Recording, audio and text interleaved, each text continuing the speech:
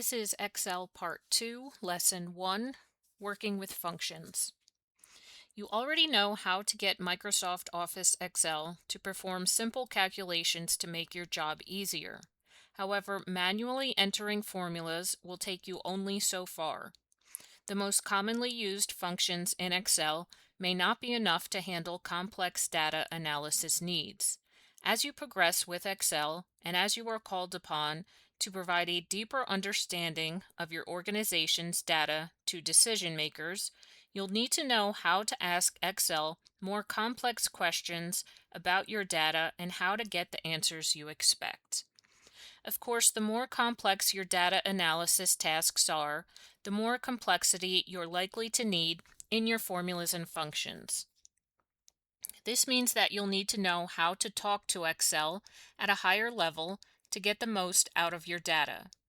As with mathematics in general and all forms of computer programming, understanding the language Excel speaks is the key to having productive conversations with Excel and getting the answers you need. In this lesson, you will use range names in formulas, use specialized functions, analyze data with logical functions, work with date and time functions, and work with text functions. So topic A starts with working with ranges. Working with formulas and functions that calculate results from cells within one worksheet can be difficult enough. Working with multiple worksheets and workbooks can seem downright impossible. To make it easier for you and others that utilize the work you do, Excel enables you to name ranges for use in functions and formulas. This provides a way for you to read a formula or function more naturally because these names are often based on existing titles used in the worksheet. In addition, with very large worksheets, navigation can take some time, and cell and range names give you a way to navigate the worksheet much faster. Cell names and range names are exactly what they sound like. They are meaningful names you assign to a given cell or range to make it easier to both understand what calculations are being performed in a formula and to reuse the references for a number of purposes. So the figure that they show on page 2 in your textbook, figure 1-1, at the top it shows a formula using cell references. They have the formula equals cell E2 times the cell F2. So when you look at that, it pretty much means nothing to you. If I was to randomly open that workbook and see that calculation, I wouldn't exactly know what that was referring to. But if I use the same calculation using a defined name shown in the bottom example, it says equal number of books sold times the selling price. So you can add names to specific cells or ranges to give them more meaning, so they're better to understand while you're using them in calculations. So in short, cell and range names are concise, descriptive names you can assign to cells or ranges for the purpose of making formulas easier to read and maintain. You can assign a name to both contiguous ranges and non-contiguous ranges. Names refer to absolute references by default, but you can change those to relative references to facilitate the reuse of a formula. So there are some rules when creating the name. Names must begin with a letter, an underscore, or a backslash. After the first character, names can contain letters, numbers, periods, and underscores. They cannot contain spaces. They cannot be the same as a cell or a range reference. So you could not use the defined name A1 because that's the same as a cell reference. Names have a defined scope, either to a worksheet or a whole entire workbook, and must be unique within that scope. Names can contain up to 255 total characters. Excel does not recognize casing differences for names, so within the same scope, you cannot use sales total, which is capitalized, and sales totals, which is all lowercase, because they will be recognized as the same. You can use a single letter as a name, but you cannot use the letters C or R, either uppercase or lowercase. These are used as shorthand for selecting an entire row or an entire column in other Excel features. So there's a few ways that we can define cell or range references in our worksheets. In my example worksheet I have open, Employee Summary. Here I have some columns of data, raw sales data, for quarter 1, 2, 3, and 4. So suppose I wanted to select this range and I wanted to give it a defined name. I highlight the range, and the first option you can use for defining names is to use your name box.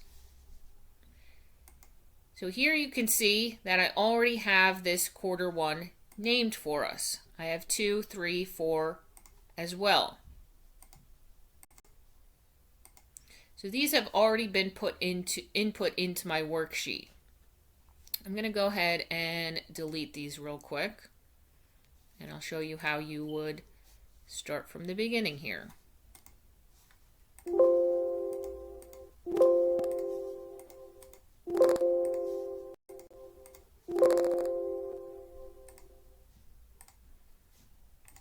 So suppose I'm starting with no defined name ranges in my worksheets.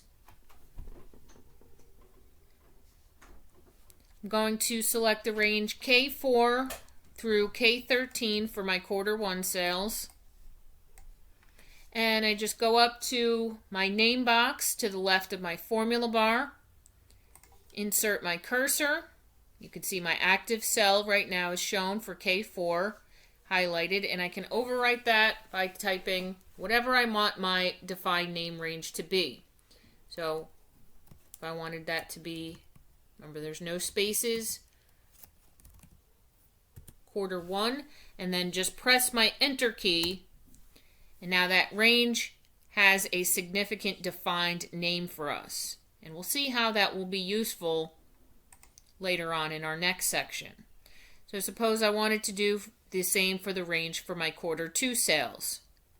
Select the range L4 through L13. Go up to my name box, and we'll name this quarter 2 and hit enter. So now in my name box drop down, I have those defined names available to me. So I could simply select quarter 1 from that drop down, and it's automatically going to select the whole entire range for me. Select that drop down again. I can select quarter 2. It gives me that entire range. Our next option for defining a range is our new name dialog box. And we access this by going to our formulas tab on our ribbon. In the define names group, here we have the define name drop down and our define name option from that drop down. So you can select the range before you even open up this dialog box, or you can always input it in the refers to section. So here we can name our range. We'll move on to quarter 3.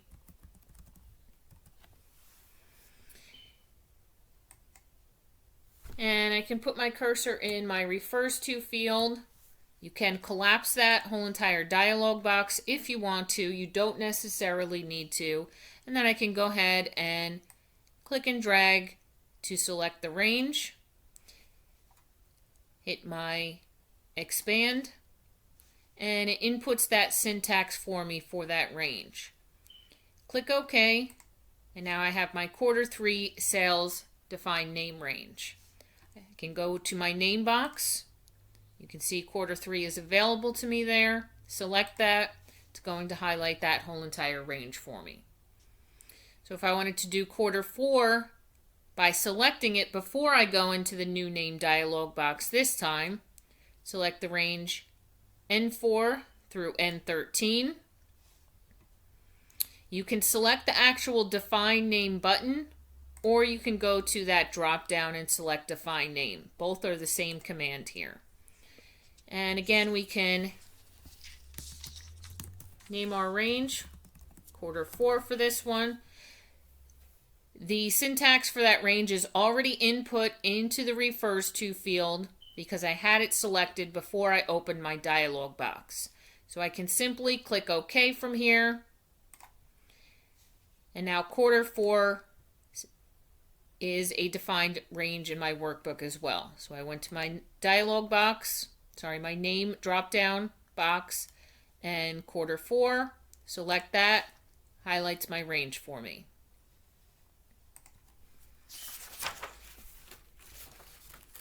Our next option for using the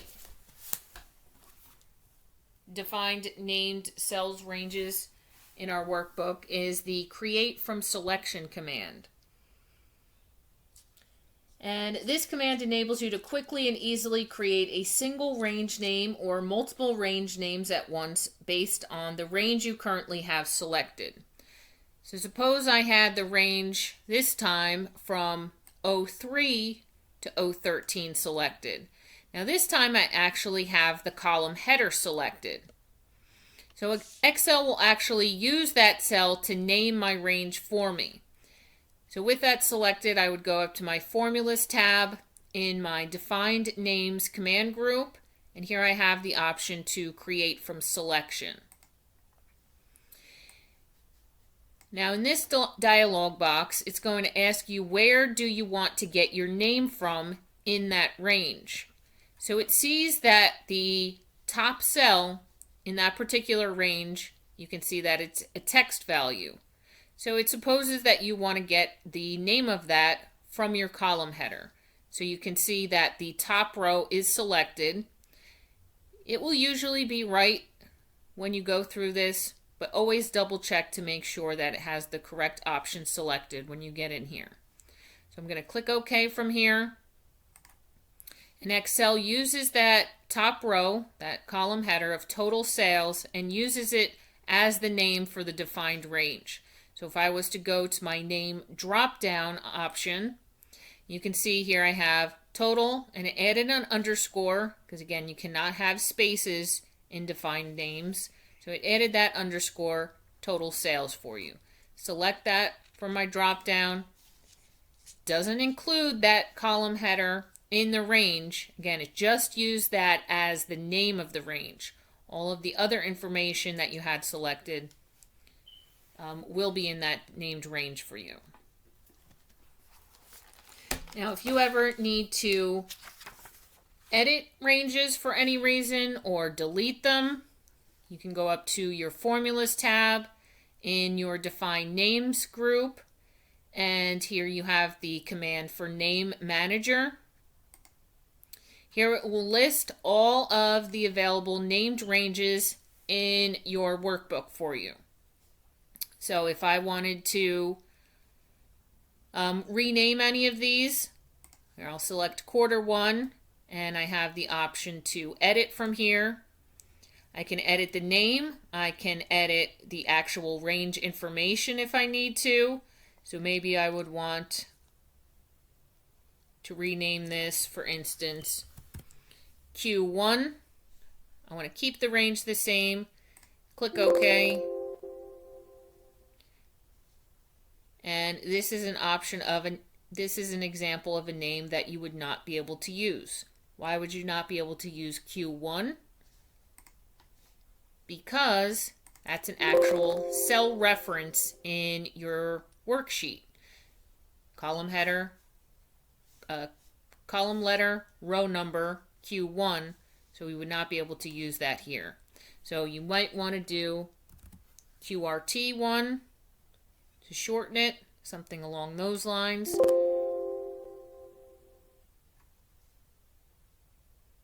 Another option that won't work because, again, if you go far enough, that is going to be a cell reference. So we'll do, how about this? Quarter_1.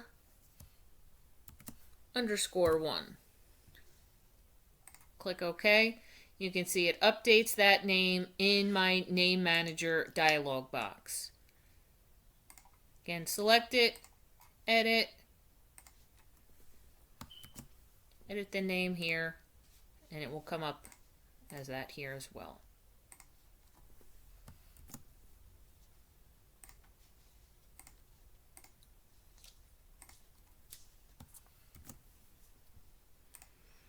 So I have all of my quarter underscore 1, 2, 3, 4 listed there, and I have total sales as well.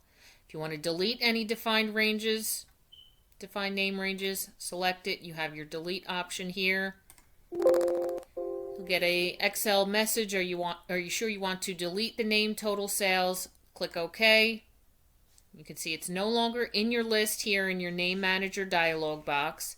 And if I close from here and go back to my name box, you can see it's also deleted from that drop down as well. Your next video will be activity 1.1 on page 7.